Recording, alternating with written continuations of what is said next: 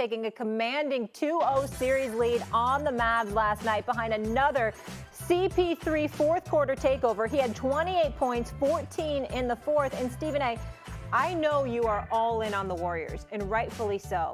But this Suns team looks ready and poised to make a run. Yes, they do.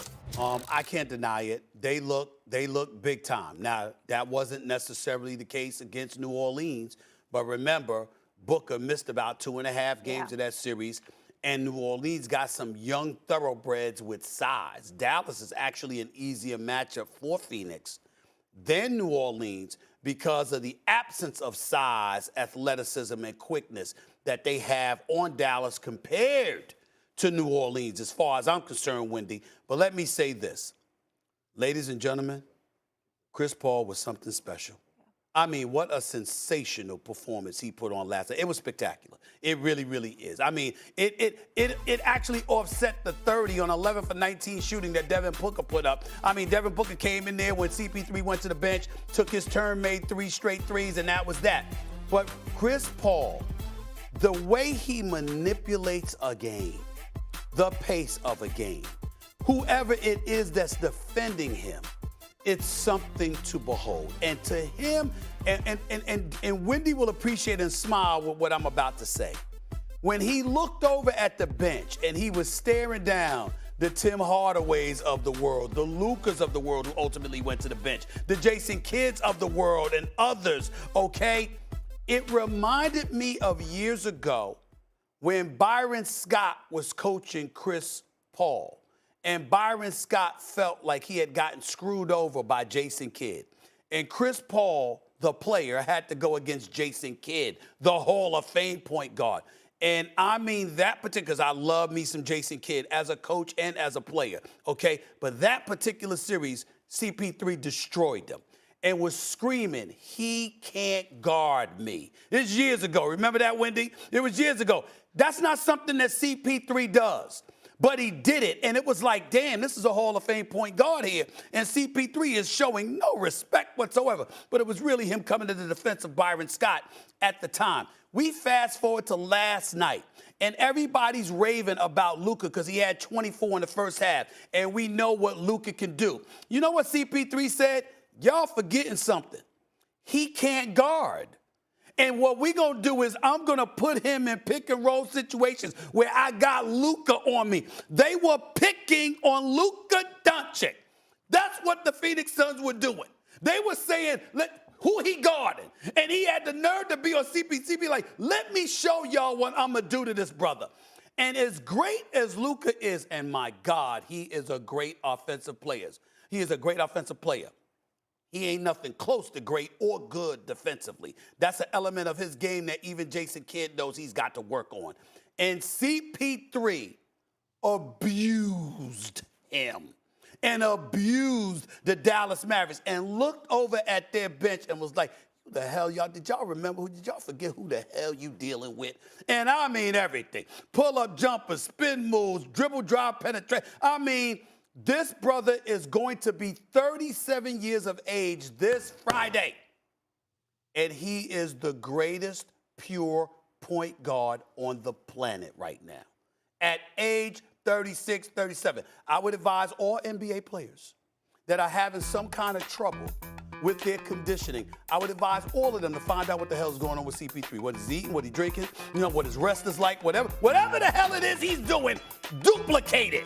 Because this brother right here at age 37 is not supposed to be doing what he is doing.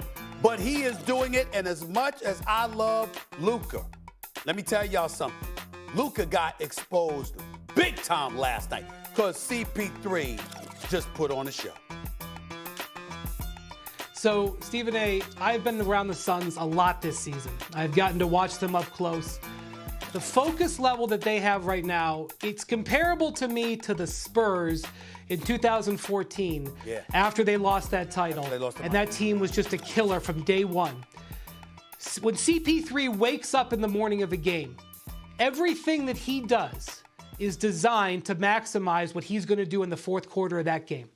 And you should see him. We should isolate a camera on him at the end of a third quarter. He's like a boxer coming out of the corner. He sits on the last seat in the bench. He's all wrapped up in towels. Fourth quarter comes, he pulls the towels off. He drinks whatever shake or protein or whatever he's got in that thermos. He's not letting anybody see.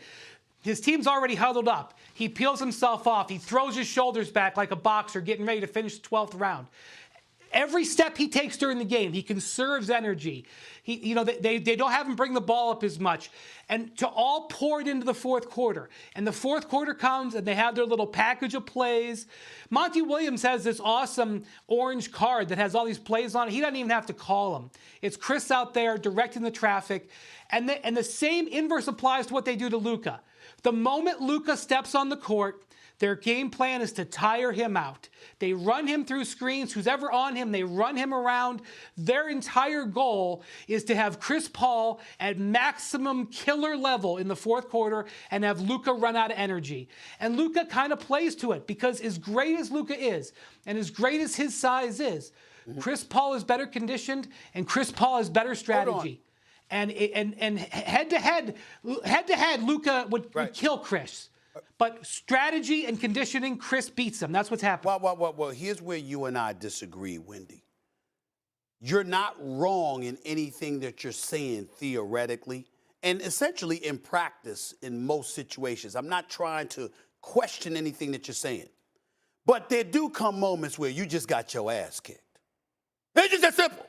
There ain't nothing else to it. You understand? There's nothing else to it. It's like if you step into a boxing ring, I never forget years ago when Felix Trinidad fought against William Joppy for the middleweight crown, and William Joppy was talking smack, right? And Trinidad caught him with a left hook in the first round.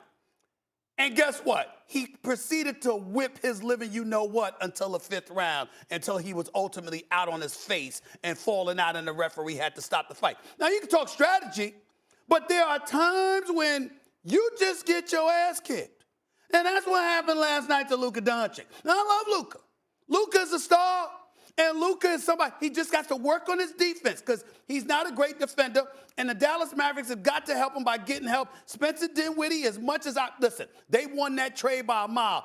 Props to Jason Kidd, Nico Harrison, the job they're doing, getting Spencer Dinwiddie in place of Kristaps Porzingis. I mean, they won that deal by a mile. You understand? But Spencer Dinwiddie, you got to hold up your end of the bargain, which he did in the regular season, okay, and we appreciate that. But now you are against the Phoenix Suns. Spencer Dinwiddie coming off the bench shooting 3 of 10 with 11 points. Yo, bro, that ain't why you here in the Big D. You there to help Luka. You got to do more. There's no question he needs help. But that don't take away from how Luka got abused. That wasn't about no damn conditioning, bro. That was about a professor literally taking you by the hand and escorting you to class and saying, yo, now it's time. Let me show you what this is. They ain't about conditioning. They ain't about fatigue. They ain't about some protein drink or whatever CP3 had. I mean, I understand you got to have energy. Please don't get me wrong. But I'm just saying that was about, yo, I understand who you are, but let me show you who I am. And that's what he did. I don't give a damn about all that other stuff off of what happened in the fourth quarter last night. That wasn't about fatigue. That was about you getting it taken to you. That's what that was about. Speaking of fatigue, can I transition? Is that okay with everybody? All right. Sure. We were concerned about that with Kyrie Irving. So after the Nets, who are preseason favorites to win the title, were swept in the first round, Kyrie faced a lot of criticism. Addressing the season as a whole yesterday with Eddie Gonzalez on the Boardroom's The Etceteras podcast, Irving said while New York City's strict vaccine mandate surprised him, and while he understands he let people down, he still believes his refusal to get the vaccine was the right decision. Irving at one point also described himself as a martyr, having suffered for a greater cause. Listen for yourself. I was not expecting, a mandate to be brought down in a way that it wasn't going to allow me to play at all. Like, I had the opportunity to play away games still, but there was no plan in place. There was no vision of like how it's going to work for our team. And I think that really impacted not just me, but a lot of people. So, just had to sit in that hot seat for a little bit and deal with it, man. Life of a martyr, bro.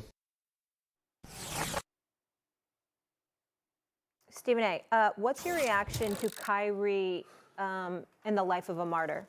So we just going to ignore Wendy?